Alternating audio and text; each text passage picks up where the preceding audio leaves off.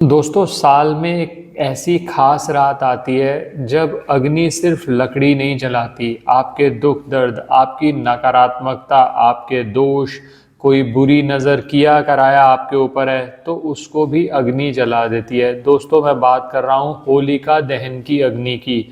होलिका दहन का पर्व इसीलिए बहुत ज़्यादा महत्वपूर्ण माना जाता है कि जितनी भी नकारात्मकता आपके घर के अंदर है, किसी ने कोई बुरी नज़र लगा रखी है, बहुत सारे लोग तंत्र करते हैं गलत भावनाओं से, तो ऐसी स्थिति में एक उपाय कराया जाता है जिसमें कुछ वस्तुओं का प्रयोग किया जाता है जिससे जितनी भी नकारात्मकता आपके आसपास है, आपके घर में है, जितनी नकारात्मकता आपके अंदर है, वो सारी की सारी भस्म हो जाती है।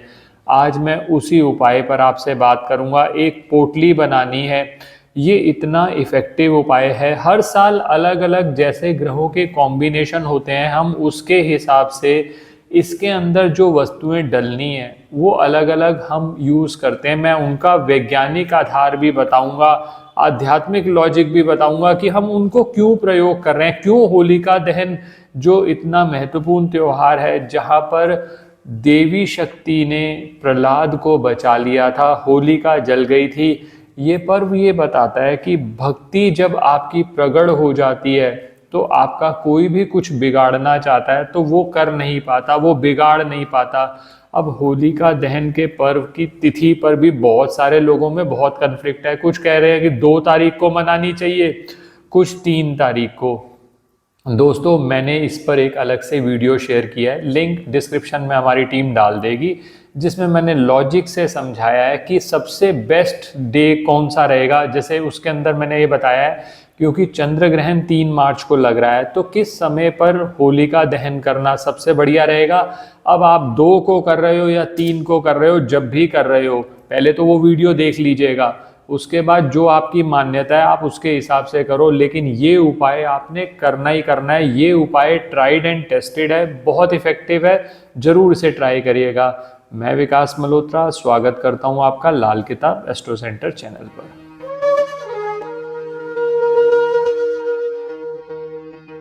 अब दोस्तों, पहले ये समझा दूं कि होलिका दहन की पोटली काम कैसे करती है। इसमें हम कुछ वस्तुएं डालते हैं जो अलग अलग चीज़ों का प्रतीक है। जैसे मान लीजिए मैंने इसके अंदर नमक का प्रयोग किया, वो नकारात्मकता को सोखता है।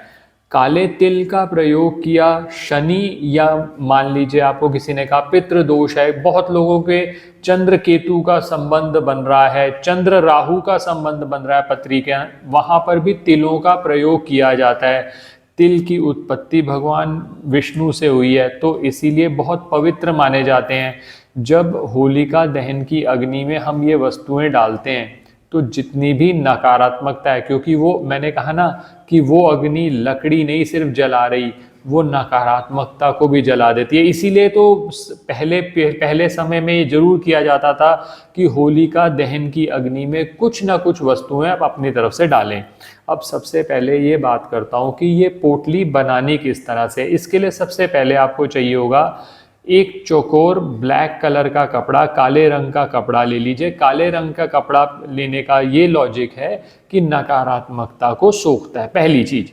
दूसरी, उसके अंदर डालने हैं 1 मुट्ठी काले तिल। काले तिल जितना भी आपको पितृ दोष बना हुआ है, शनि दोष बना हुआ है या चंद्र केतु का जैसे मैंने आपको संबंध कहा, तो वहां पर काले तिलों का प्रयोग किया जाता है। तो 1 मुट्ठी काले तिल ले लीजिएगा। इसके अलावा लेनी है 7 साबुत लौंग। जो लौंग होती है वो नकारात्मकता को कहीं ना कहीं सोख कर वातावरण के अंदर सुगंध और पॉजिटिविटी भरती है। मैंने कहा ना कि होलिका दहन की अग्नि के दिन अग्नि तत्व बहुत ज़्यादा प्रबल होता है, तो जब हम लौंग को जलाते हैं, आप देखिएगा जो भी हम धार्मिक कार्य करते हैं उसके अंदर हम लौंग को जलाते हैं, तो लौंग जब जलती है तो वातावरण पवित्र होने लगता है। तो हम जब होलिका दहन की अग्नि में ये लौंग डालते हैं तो जितनी भी नेगेटिविटी है वो कन्वर्ट हो गई पॉजिटिविटी में। तो आपको लेनी है 7 साबुत लौंग। इसके साथ मैं पहले ही बता चुका हूँ हम सेंधा नमक का प्रयोग करेंगे। 1 मुट्ठी आप इसमें सेंधा नमक ले लीजिए। इसके अलावा आपको लेना पड़ेगा 1 सिक्का और एक सुपारी। सुपारी जो है वो स्थिरता का प्रतीक मानी जाती है। सुपारी अगर आपको धन संबंधी समस्याएं आ रही हैं उसके लिए जब अनुष्ठान करते हैं हम उसके लिए भी प्रयोग करते हैं। तो सुपारी स्थिरता का प्रतीक है। लाइफ में आपके स्टेबिलिटी नहीं आ रही, किसी ने कुछ किया कराया है, आपको लगता है किसी कोई नज़र लगी है, तो सुपारी का प्रयोग किया जाता है। तो एक सुपारी ले लेंगे आप और इसके साथ आपने लेना है एक सिक्का। अब ये सिक्का 10 का भी हो सकता है, 1 का भी हो सकता है, 2 का भी, कोई भी एक सिक्का ले लीजिए। इन सबको पोटली की फॉर्म में कन्वर्ट कर दीजिए। अब ये पोटली एक घर में एक पोटली भी अगर आप बना लेते हैं तो बहुत अच्छा रहेगा, जो होलिका दहन की अग्नि में डालनी है। किस मंत्र के साथ वो भी मैं अभी आपसे बात करता हूँ। करना क्या है, पहले प्रोसीजर समझ लो। एक बार ये आपने पोटली बना ली, अपने घर के सभी मेंबर से कम एक बार टच करा लो और जो घर का मुखिया है वो अपने सर से एंटी क्लॉकवाइज 7 बार घुमा ले। अब बहुत बार ऐसा होता है कि कोई किसी और के बिहाफ पर कर रहा है, घर की स्त्री कर रही है, कोई भी व्यक्ति उपाय कर सकता है। अगर कोई एंटी क्लॉकवाइज नहीं भी घुमाता तो आप जस्ट कोशिश करिए टच करा लें। नहीं तो जो व्यक्ति के लिए संभव है वही ये सोचते हुए कि मेरे घर की नकारात्मकता सारी की सारी एब्जॉर्ब हो जाए इस पोटली में, उस पोटली को आप अपने घर की दीवारों के साथ भी, उसके कोनों के साथ एक बार टच करा लीजिएगा। और फिर इसको हमने डालना है होलिका दहन की अग्नि में। अब चाहे 2 को कर रहे हैं या 3 को कर रहे हैं। जब हम ये पोटली अग्नि में डालेंगे तो एक छोटा सा मंत्र बोलना है, मन ही मन ये कामना करते हुए कि मेरे दुख दारिद्र्य, मेरे को किसी ने बुरी नज़र लगाई, मेरे या मेरे परिवार के ऊपर किसी की बुरी नज़र लग रही है जिससे हमारा स्वास्थ्य अफेक्ट हो रहा है, धन का फ्लो रुक रहा है, बुरी नज़र से कुछ नुकसान हो रहे हैं, कोर्ट केसेस हैं, वो सारे के सारे खत्म हो जाएं। और ओम नमो भगवते वासुदेवाय नमः इस मंत्र का जाप करते हुए ये पोटली आपने होलिका दहन की अग्नि में डाल देनी है। आप देखेंगे छोटा सा कार्य है, लेकिन जब ये कार्य आप कर देंगे ना, इससे बहुत ज़्यादा अच्छा रिलीफ मिल जाएगा। और दोस्तों कई बार क्या होता है कि घर के अंदर कोई बीमार है या कोई ऐसा बच्चा है जो बहुत ज़्यादा तंग कर रहा है, तो इसमें मैं ये सजेस्ट करूँगा आपको, एक पोटली घर का मुखिया, जैसा मैंने भी आपको बताया जिस प्रोसीजर से बना लो, एक और पोटली उस पर्टिकुलर व्यक्ति के लिए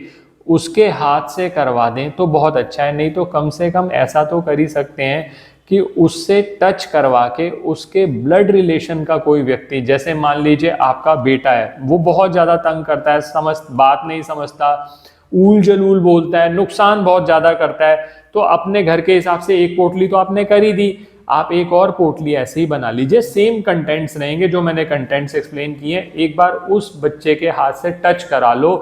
अगर वो टच नहीं भी करता तो आप ये सोचते हुए कि मैं अपने बच्चे के बिहाफ पर ये कर रहा हूँ या कर रही हूँ, और ये आप होलिका दहन की अग्नि में डाल दीजिए। आप देखेंगे उस दिन के बाद ही बच्चे के बिहेवियर में चेंज आने लग जाएगा। और दोस्तों होली और होलिका दहन पर जो उपाय किए जाते हैं ना, वो बहुत ज़्यादा इफ़ेक्टिव होते हैं, बहुत ज़्यादा जल्दी असर देते हैं। इसीलिए कहा जाता है कि इन दिनों में उपाय करो। और बहुत लोग इसी वजह से गलत तंत्र इत्यादि भी करते हैं।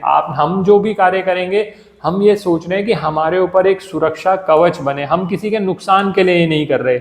अच्छी भावना से ये उपाय करें, आपको लाभ जरूर होगा। आशा करता हूँ दोस्तों वीडियो पसंद आया होगा। बहुत लोगों की रिक्वेस्ट आ रही है कि चंद्र ग्रहण पर, होली पे भी उपाय शेयर किए जाएं। जैसे जैसे मुझे समय मिलता जाता है मैं उस पर भी शेयर करूंगा। चंद्र ग्रहण पे हम डिटेल्ड वीडियो शेयर करेंगे, इवन 12 राशियों पर चंद्र ग्रहण का क्या असर पड़ेगा, क्योंकि ये चंद्र ग्रहण विजिबल भी है, वो भी मैं आपसे बात करूंगा। हमारे साथ बने रहे। चैनल को सब्सक्राइब नहीं किया तो सब्सक्राइब रखें ताकि इस समय पर नोटिफिकेशन आपको आ जाए। ज्योतिषीय परामर्श के लिए हमारी वेबसाइट पर विजिट करके अपॉइंटमेंट बुक कर सकते हैं, जिनका लिंक डिस्क्रिप्शन में दिया हुआ है। धन्यवाद दोस्तों। होलिका दहन की आपको अभी से बहुत बहुत शुभकामनाएं।